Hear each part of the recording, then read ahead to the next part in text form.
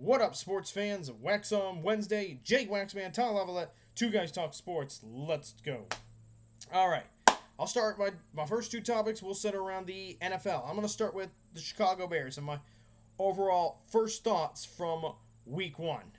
So, overall, I will say this. Okay, can't complain too much because they got the W, starting off the season 1 0. But they had to work hard for that one. The Bears had to rally for that one.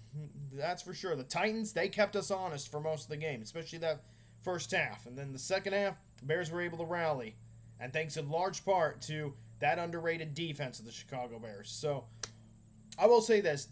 No, I am not concerned about the Bears on defense. All right, defensively, the defense looks much improved.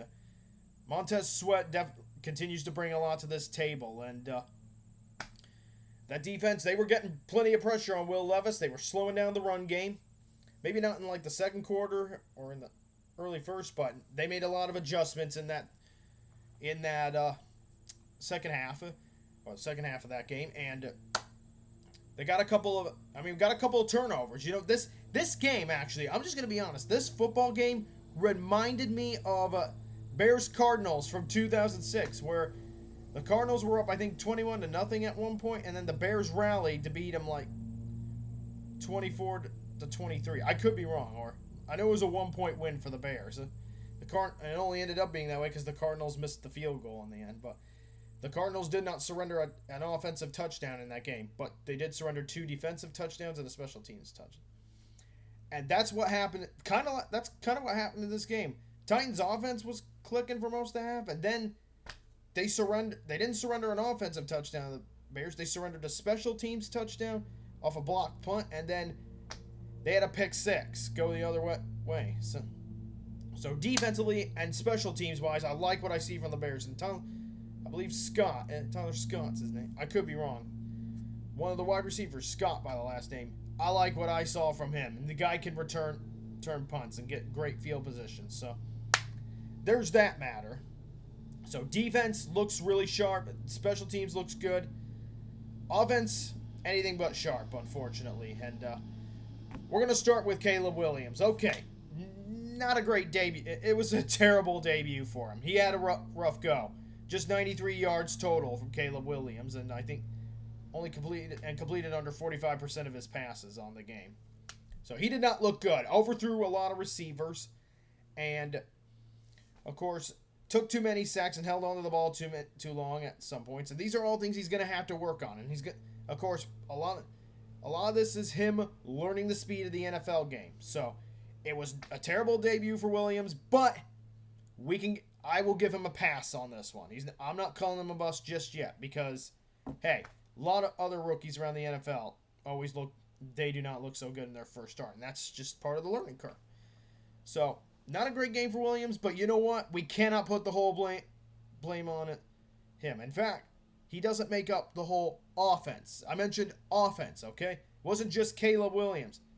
The offensive line was terrible. They gave Williams there was a lot of plays where they gave Williams almost zero time, like 0 seconds to throw the ball. There's one play where linebackers give Tennessee's defense credit. They were able to get a lot of pressure on Caleb and get through and get plenty of sacks. I mean, there were plenty of plays where offensive linemen for the Bears were just getting run over. They just could not stop these guys for Tennessee from coming after Caleb. And you got the running game had a rough day as well. Couldn't get anything going. And Williams, now, he did not throw for a touchdown, but you know what? He should have had at least one touchdown in this game. There was one touchdown he should have had. It was a fantastic throw to Keenan Allen, and Keenan Allen dropped it. He just couldn't quite bring it in. That's a drop that Keenan Allen almost never has. So among other things, so not an offense, a lot of work to do, and got to get some gelling going. You know, they got to gel. It might take some time, and the Bears play Houston next week, and they got a solid defense. So I hope Caleb Williams looks better next week, even if the Bears lose. I just hope Caleb Williams has a better game and throws his first career NFL touchdown. But it's definitely going to be a learning curve for Caleb Williams. And also, this offense is going to need some time to get things together, to gel, get into the rhythm of things. New offensive coordinator in Shane Waldron, so might take some time for that system to settle in. But other than that, there's things to be excited about for this Bears team. Now, do I think they're going to be a playoff team this year? No. But there are things that I'm looking forward to, and while the offense has work to do, I really liked what I saw from the defense and special teams, and I think they will keep the Bears in a lot of games this year and make the Bears a pesky team, in my opinion, of course. So that's just my thoughts from the Bears' Week 1 performance. And speaking of Week 1, now we're going to move on to the rest, kind of other things that I saw that I have thoughts about. Okay, I'll start with the Lions and the Rams. Great game between two teams who are probably going to be playoff teams. The Rams will probably be fighting for a playoff spot, but I think they'll get it as a wild card. And I will also say this. The Lions, they look great. The offense looks fantastic. Defense looks fantastic.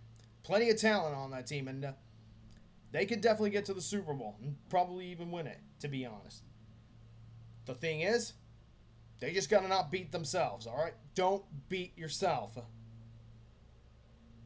Because I saw some moments where they had some mistakes and some drop passes, maybe even some dropped interceptions.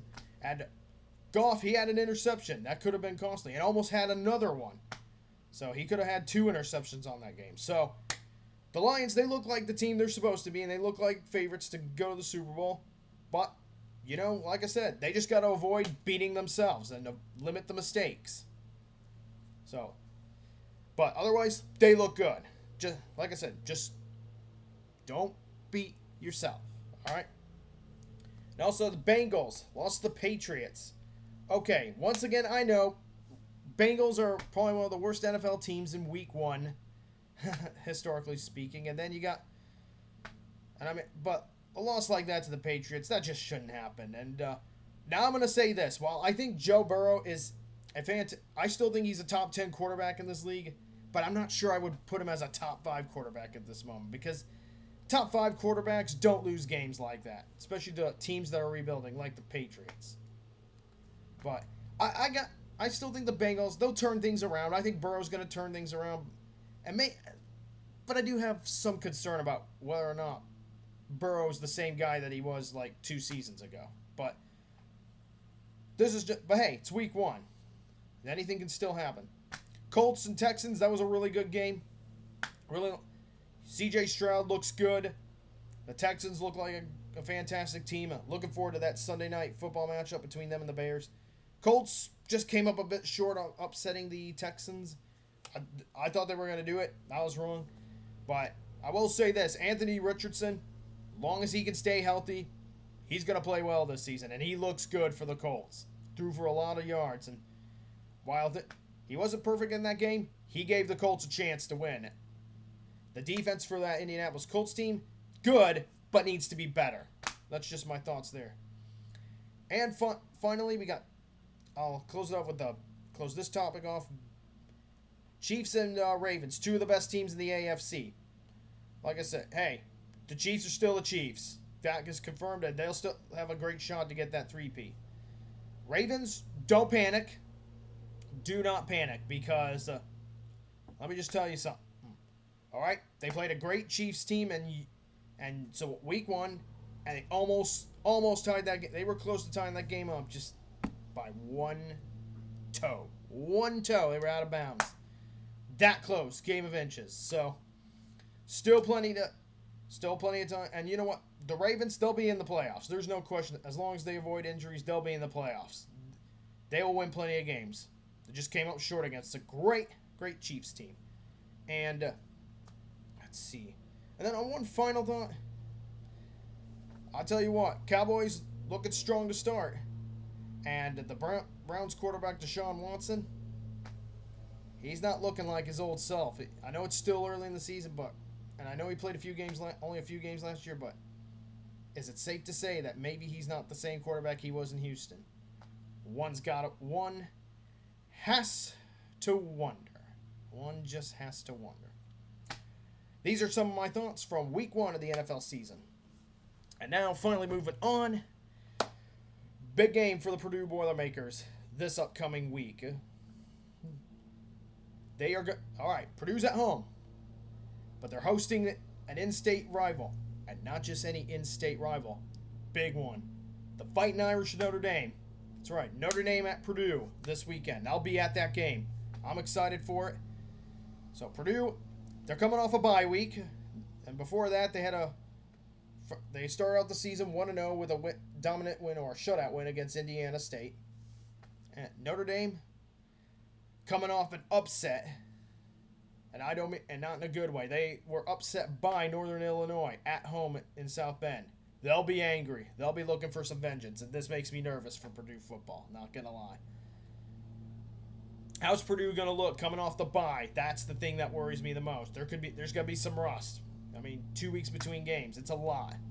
And this is a tough opponent for Purdue. I mean, that Notre Dame defense, no joke. They are good. They're still, even after that upset, they are still good. Good. So I do worry about how Purdue's offense is going to handle everything that Notre Dame's defense is going to throw at them, from the pressure to the blitzes to the disguise coverages, all that stuff. And then defensively, can Purdue's defense do the same that Notre Dame's defense is going to do against Purdue's defense? And can they get the pressure? Can they disguise their coverages and distort Notre Dame's quarterback? That's going to be key. And the thing is, Notre Dame, they're going to be looking to bounce back. And usually a game like this favors the team that just is coming off an upset, because they're going to be angry. Like I said, Notre Dame, they want to put that upset behind them. They do not want to go back to South Bend being 1-2 on the season. Of course, Purdue looking for a marquee win early on in the Ryan Waltz era. Or not Waltz, Walters, sorry. So Ryan Walters versus Marcus Freeman. Who's going to outcoach who, I wonder? You know, both minds are going to be hard at work. And both defensive-minded coaches. So whose defense is going to prevail and make the plays? Like last week's game between Northern Illinois and Notre Dame, this I think could be a low-scoring game. And it would not surprise me if it's a low-scoring game.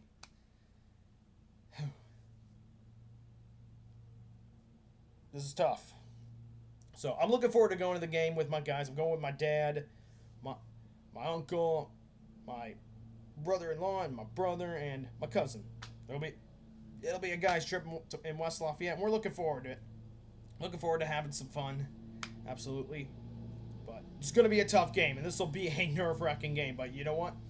I'm down for it. You know, my family is half and half. We got a good amount of Purdue fans, but we're a house divided between Purdue and Notre Dame. Plenty of Notre Dame fans on my side of the family, too. So, looking forward to spending time with the guys. And this is something we had planned since quite a few years ago when it was announced Notre Dame was going to come to Purdue in 2024. I just felt this was an opportunity to come pass up, and here we are. So now the question is, can Purdue upset Notre Dame and send them with a second straight upset loss, or is Notre Dame going to be just too much for the Purdue Boilermakers? All right. You guys probably want a score prediction, so I'm going to give you one. I'm going to go with my gut. And I am going to go with 21-20 Purdue Boilermakers over the Notre Dame Fighting Irish. I think Purdue is going to be one of the closest wins in the history of Purdue football, and an early signature win for Ryan Walters. Notre Dame, I expect them to be better offensively, but I think that defense for Purdue is going to surprise Notre Dame a bit. And okay, you can call me cocky, say whatever you want, but I think Purdue is going to have a chance in this game. Notre Dame's going to be ticked off, without a doubt. They're going to play with energy, but Purdue's I think with the defensive mind of Ryan Walters and with all the players that Purdue has added defensively, they're going to have a shot to win this game, and I'm going to call my shot, and I'm going to say they win by just 1 point. It's going to be that close. It'll come down to a defensive stop. So, these are just my preview. This is my preview and my prediction for Purdue versus Notre Dame 2024. All right, on to this day in sports history. And sorry if I'm a little late on this because I forgot to pull this on. And on this day, the 11th, the 11th of September. And folks, let us never forget those who lost their lives and those who made the ultimate sacrifice on the 11th of September 2001. Let us never forget all those years ago. On this day, the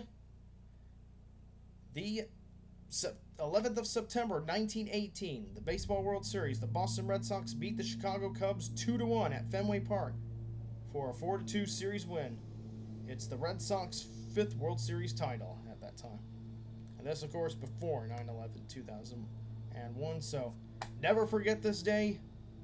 23 years on. Let us never forget 9/11/2001. Alright, sports fans, that is all I got for this week's Waxon Wednesday. Thank you for watching, and any questions you have, leave them below and I'll try to answer them next week.